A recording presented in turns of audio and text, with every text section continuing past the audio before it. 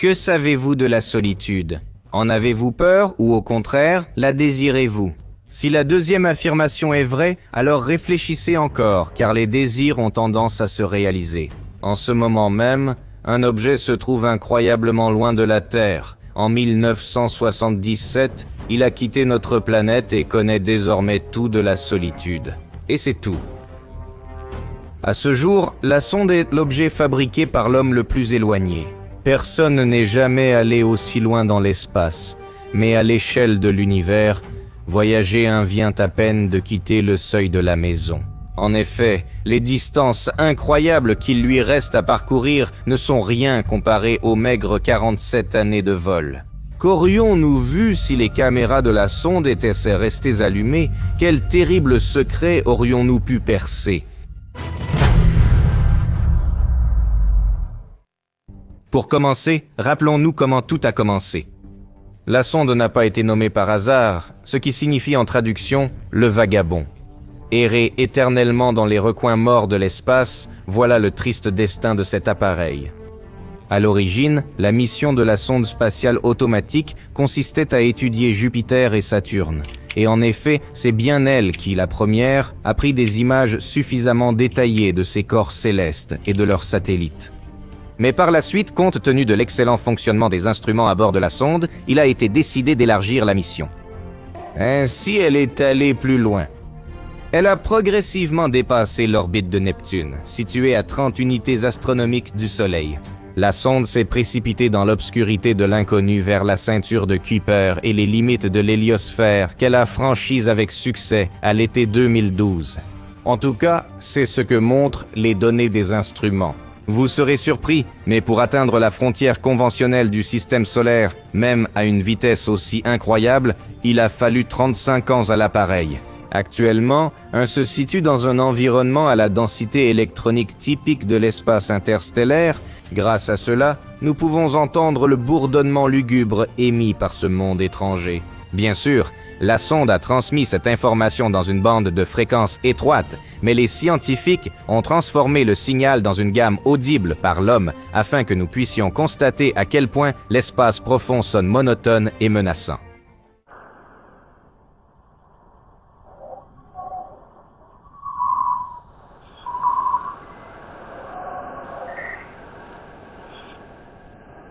Comment expliquer la longévité? Quelle source continue de l'alimenter? L'alimentation électrique de la sonde est assurée par 3 générateurs thermoélectriques à radioisotopes, dont le fonctionnement est basé sur le processus de désintégration du plutonium-238. La période de demi-vie de cet élément radioactif dure environ 90 ans. À l'heure actuelle, la puissance des générateurs représente environ 70% de la valeur initiale. C'est pourquoi, pendant un certain temps, on continuera d'envoyer des signaux vers la Terre, mais ils arriveront de plus en plus rarement à cause des distances énormes. Même maintenant, le message de la sonde nous parvient environ un jour plus tard. À quoi ressemblent les messages envoyés par la station automatique? C'est toujours le même code informatique, composé de 0 et de 1, compilé dans des séquences différentes. Mais récemment, en novembre 2023, un dysfonctionnement inconnu est survenu dans le fonctionnement de l'appareil. On a commencé à envoyer des amas d'informations codées, puis des rumeurs ont circulé sur sa capture par des extraterrestres. Les scientifiques n'ont pas réussi à déchiffrer ce charabia, alors ils ont tenté une réparation à distance de l'appareil et ont obtenu des résultats positifs. Heureusement, seul un des 3 ordinateurs de bord est tombé en panne. C'est lui qui envoyait en boucle un code binaire sur Terre. Le problème était aussi qu'il fallait 45 heures pour recevoir un message de la sonde et envoyer une réponse. C'est pourquoi les premiers succès dans la mise en ordre du système des appareils de Tchoufstva n'ont eu lieu qu'après 4 mois, en mars 2023. Voilà une autre preuve que, si la sonde veut vraiment vivre, la science est impuissante. Quelle a donc été la cause de la panne? Il est possible qu'il y ait tout de même une certaine trace extraterrestre dans cette défaillance. Les informaticiens de la National Aeronautics and Space Administration ont découvert que oui, il y en a bien une, mais pas dans le sens auquel pensèrent les conspirationnistes. En fait, l'un des ordinateurs a été endommagé par une particule cosmique énergétiquement chargée, ce qui l'a empêché de remplir correctement ses fonctions. Il existe une autre version. L'équipement s'est simplement usé au fil des années, d'où la panne. Finalement, les scientifiques de l'agence spatiale ont résolu le problème en redémarrant le code, après l'avoir divisé en parties, car la mémoire des puces de la sonde tant éprouvée est trop faible pour un transfert d'informations à grande échelle. En fait, les spécialistes ont piraté le système 1 et l'ont reprogrammé. Admettez-le, après cet incident, l'expression « par des épreuves vers les étoiles » a pris un sens bien plus profond. Où se trouve un en ce moment ? Que verrions-nous si nous pouvions allumer les caméras de l'appareil? À la fin janvier 2025, la sonde se trouvait à une distance de près de 25 milliards de kilomètres, soit 166 unités astronomiques de notre étoile mère. Sa vitesse actuelle est très élevée et atteint 61 200 km par heure. À cet égard, l'humanité s'intéresse à ce qui attend un à l'avenir. Par la suite, l'appareil traversera le nuage d'Oort, une région sphérique incroyablement vaste située aux confins du système solaire. On suppose que des comètes à longue période résident dans le nuage d'Oort. Dans l'ensemble, l'existence de ce lieu mystérieux n'a pas été confirmée de manière instrumentale et relève du domaine des hypothèses. Cependant, des données indirectes suggèrent la réalité de ce gigantesque nuage. On avait déjà traversé plusieurs ceintures sphériques, dont la première se trouvait entre Mars et Jupiter. La masse des astéroïdes dans cette ceinture équivaut à environ 4% de la masse de la Lune, mais cela n'est rien. Comparé à la ceinture de Kuiper, qui est 200 fois plus massive que la première et 20 fois plus large. C'est vraiment dommage que les caméras 1 aient été désactivées depuis longtemps pour économiser de l'énergie. Sinon, on serait encore en 2004. Lorsque l'appareil s'est lancé à la recherche de Kuiper, nous aurions pu voir de nos propres yeux des planètes naines comme Makemake et Haumea, et pas uniquement sous forme de points lumineux, mais de très près. D'ailleurs, en parlant de photos et de points lumineux, la photo la plus célèbre s'appelle Pale Blue Dot, ou pointe bleue pâle. Cette photo a été prise en 1990 et elle montre la Terre à une distance de 6 milliards de kilomètres. Êtes-vous toujours sûr de tout savoir sur la solitude? À la même époque, une mosaïque composée de 60 images a été reçue de l'appareil, touchamment appelée le portrait de famille. Sur la photo, on voit le Soleil et plusieurs planètes. Jupiter, la Terre, Vénus, Saturne, Uranus et Neptune, Mars et Mercure. En raison de leur taille minuscule, à une distance de 6 milliards de kilomètres, ils sont indiscernables à cette échelle. Ainsi, sur la trajectoire des sondes jumelles 2, il faudra aussi traverser cette sphère monstrueuse. Seulement, ailleurs se trouve le nuage d'Oort. On le considère comme un objet du système solaire, bien qu'il se situe aux confins gravitationnels les plus éloignés, au-delà, en dehors de la sphère externe du nuage d'Oort. Notre étoile n'a aucune influence sur les objets environnants. Sa force n'est pas suffisante pour cela.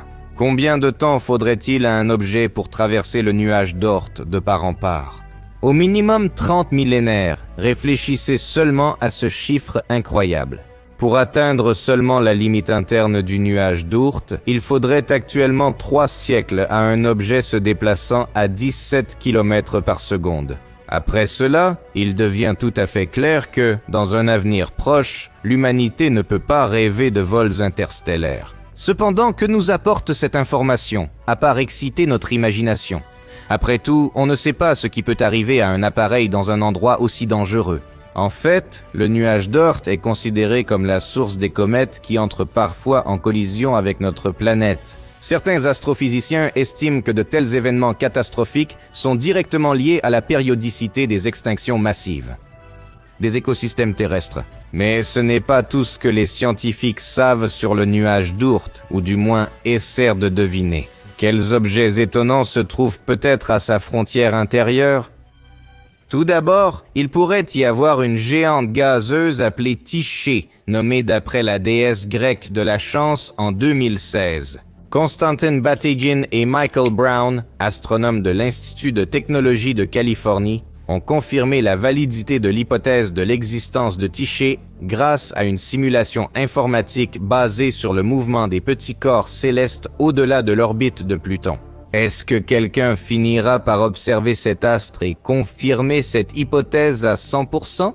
Et qu'en est-il de l'étoile Némésis, cet astre hypothétique qui graviterait autour du Soleil à une distance de 100 000 unités astronomiques? Et si elle aussi était un objet réel et non le fruit de l'imagination des astronomes?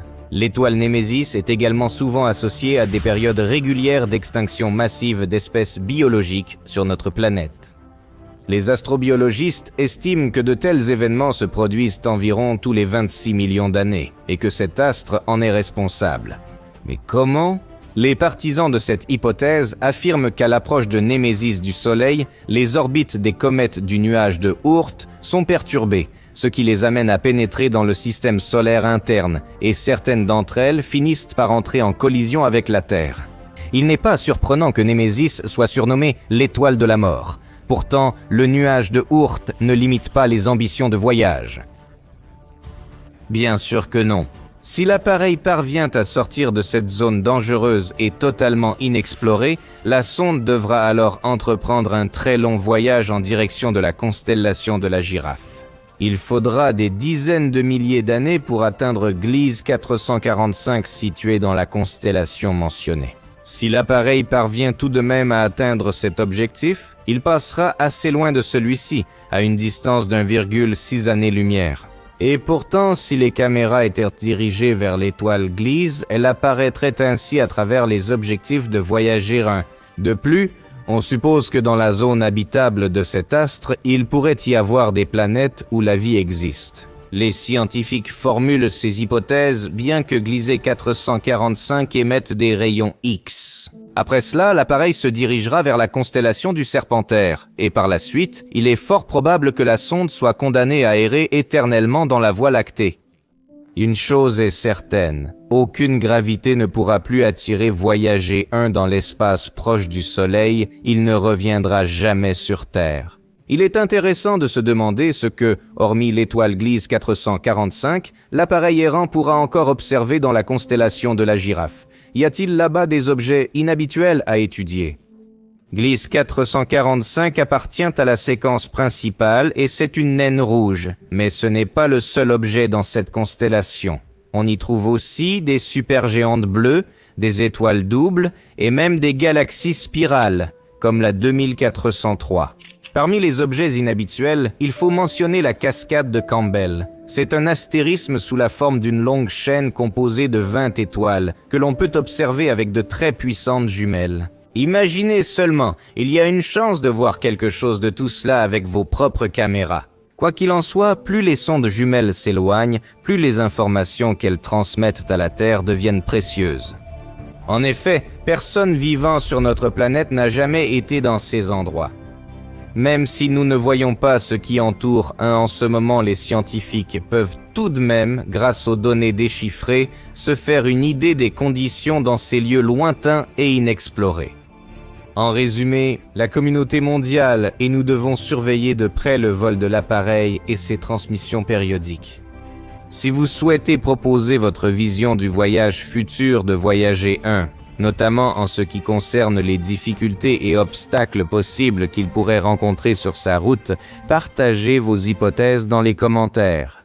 Eh bien, terriens, ce n'est pas la fin de la vidéo. Nous avons encore devant nous des épisodes très intéressants et spectaculaires. Mais pour que je puisse continuer à vous réjouir avec tous les personnages des vastes étendues de l'univers, j'ai besoin de vos retours. Vous pouvez l'exprimer très simplement. Il suffit de mettre un like électronique sous cette vidéo, car nous n'avons tout simplement pas d'autre type de like. Et continuez la phrase « Je sais ». Ainsi, vous ferez comprendre que nous avançons dans la bonne direction. Ne zappez pas.